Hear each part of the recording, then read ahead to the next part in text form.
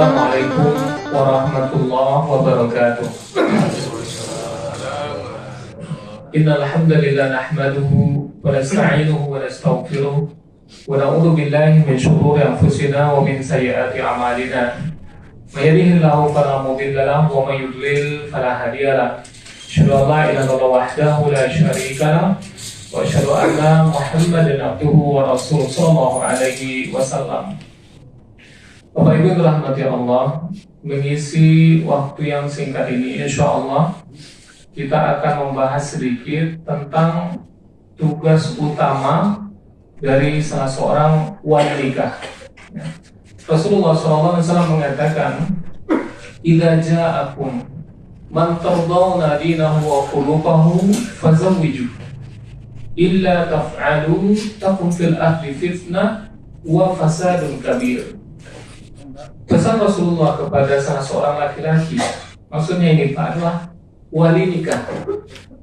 Idza ja'akum, apabila datang kepadamu wahai wali nikah, man tardawna dinahu wa khuluquhu, siapa yang kamu redoi agama dan akhlaknya, fazawwiju, maka tolong nikahkan dia dengan perempuan yang di bawah perwalianmu. Illa taf'alu, kalau seandainya kamu tidak mengerjakan hal ini, takun fil ardi fitnah wa fasadun kabir, akan terjadi fitnah dan kerusakan yang besar di muka bumi. Bapak Ibu dirahmati Allah, hadis ini Pak pesan kepada kita khususnya adalah laki-laki. Karena kita itu wali nikah. Kalau kita punya anak perempuan, berarti kita yang wali nikahnya. Kalau seandainya kita memiliki saudara perempuan, berarti kita juga bisa menjadi wali nikah. Atau mungkin anak saudara perempuan kita, anak saudara laki-laki kita yang telah meninggal, kita juga bisa menjadi wali nikah. Apa tugasnya Pak? Di sini juga digambarkan, sebelum menggambarkan tugas ya, Rasul mengatakan bahwasanya rusaknya bumi ini ya juga fitnah terjadi, kerusakan yang besar di bumi ini penyebabnya adalah wali nikah. Kenapa? Karena dia tidak menjalankan fungsi dan tugasnya. Lalu apa kata Nabi SAW Pak? Idza ja'akum, wahai wali nikah, jika datang kepadamu seorang laki-laki yang kamu redoi agama dan akhlaknya, tolong nikahkan dia. Hadis ini memberikan tugas kepada kita bahwasanya yang mencari suami bagi anak itu kewajibannya adalah bapaknya. Dan kewajiban untuk menilai standar salah seorang calon suami itu adalah kewajiban dari bapaknya. Kita lihat sekarang ini Bapak Ibu dirahmati Allah, betapa banyak kita melihat laki-laki yang tidak melakukan hal ini. Kadang-kadang Pak, ada salah seorang laki-laki datang ke rumah misalnya, lalu seorang laki-laki ini adalah calon dari anak. Kadang-kadang si bapak mengatakan, dah jalanlah dulu sama calon suamiku, dia ini oleh perhatian atau tidak. Kalau dia setuju anak, apa setuju saja. Akhirnya apa? Yang mereka lakukan itu bapak dan ibu, jalan berdua di tepi pantai dan sebagainya. Lalu apa yang terjadi? Yang pertama, kalau seandainya mereka berdua berjalan, apa yang mereka lakukan? Mungkin mengarah kepada hal-hal yang negatif. Dan siapa yang bertanggung jawab di hadapan Allah Ta'ala kalau seandainya mereka berbuat maksiat? Kata Rasulullah SAW, salatatun, 3 orang, qad harramallahu alaihimul jannata, yang sungguh Allah haramkan kepada dia surga. Salah satunya wadayuthul ladzi yuqirru fi ahlihi al-khubatha, yaitu suami yang dayus atau kepala rumah tangga yang dayus yang menyetujui terjadinya maksiat dalam rumah tangga. Ketika kita pindah dari satu KUA ke KUA yang lain Pak, dalam 1 bulan itu pernikahan 25, yang hamil itu 4 orang. Nah ini siapa yang bertanggung jawab? Dan ini pengakuan. Siapa yang bertanggung jawab? Yang paling bertanggung jawab itu adalah ayahnya yang mengizinkan dia untuk berjalan dengan laki-laki. Maka rusaknya dunia itu karena memang wali nikah tidak tahu akan tugasnya. Jadi Rasul mengatakan, wahai wali nikah, idza ja'akum, jika datang kepadamu seorang laki-laki, lalu tugasnya apa? Man tardawna dinahu wa khuluquhu, siapa yang kamu redui agama dan akhlaknya. Jadi pesan Rasulullah kepada kita selaku wali nikah adalah tugas kita itu tolong nilai ini calon suami anak, dan kita yang berkewajiban untuk memilih dia, dan juga kita berkewajiban menolak dia.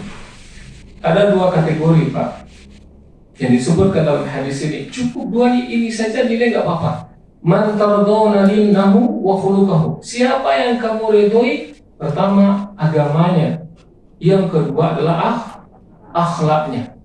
Pertama agama itu bisa dinilai dari sholatnya, mungkin akidahnya. Maka bapak selaku wali nikah boleh bertanya. Ini ada anak bujang datang misalnya, dia bertanya anak gadis kita, tanya dulu, nak duduk dulu nak, tanya, nak sholat apa enggak? Boleh Pak. Kemudian coba bacaan sholat saya. Misalnya doa iftitah misalnya. Nah, apa doa iftitah? Silakan dibaca. Yang bedonya adalah wali nikahnya tak sholat, dan pandai sholat, jadi bedo. Nah, walhasil Pak, perkenalan yang harus dilakukan dengan calon suami anak adalah dua ini. Pertama agama. Kemudian Bapak Ibu rahmati Allah, boleh juga diuji oleh wali nikah itu. Ini baca Al-Quran pandai ataukah tidak? Ini puasa dia ataukah tidak? Tuntas masalah ini, dia jawab oke, misalnya dia sholat, pandai baca Al-Quran.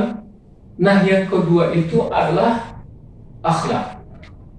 Akhlak itu adalah tolakul wajib, ya, wa badlul ma'ruf, yaitu wajah yang ramah. Jadi kalau mancan dia inyo sanang sehati, itu adalah punya akhlak dia, wajahnya ramah. Kemudian badlul ma'ruf, dia mencurahkan kebaikan kepada orang lain.